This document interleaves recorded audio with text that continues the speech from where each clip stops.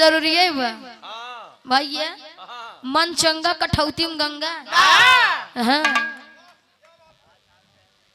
बताया जाता है कोई भी शुभ काम करने से पहले, ये अपने हिंदुस्तान के भारत के रीति रिवाज हो, प्रथा, संस्कृति हो, कल्चर हो कि कोई भी शुभ काम करने से पहले अपने इष्ट देवी देवता को मना लेना चाहिए।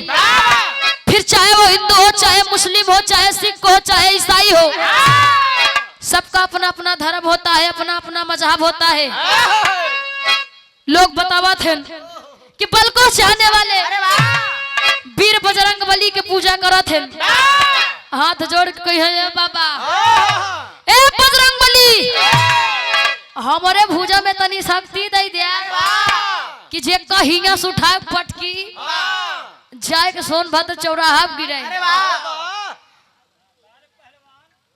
एक मिनट का कई जोन हम बोला थे, यानी कि जो हम बोल रहे हैं आप लोग को समझ में आ रहा है, क्योंकि यहाँ की जो लैंग्वेज है भोजपुरी है और हम लोगों का वो अवधि है थोड़ा सा चेंज है। समझ में आता? वाह, हाँ कोशिश करा जाए ना,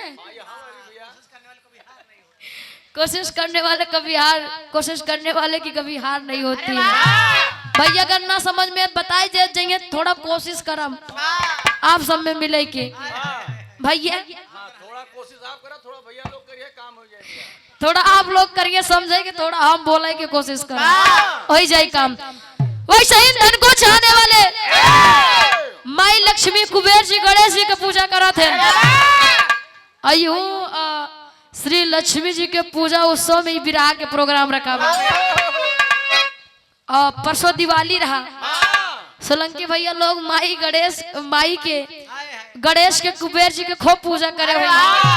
कहे ए माई तो कलाई चढ़ाऊ, चूरा चढ़ाऊ, चिरई चढ़ाऊ।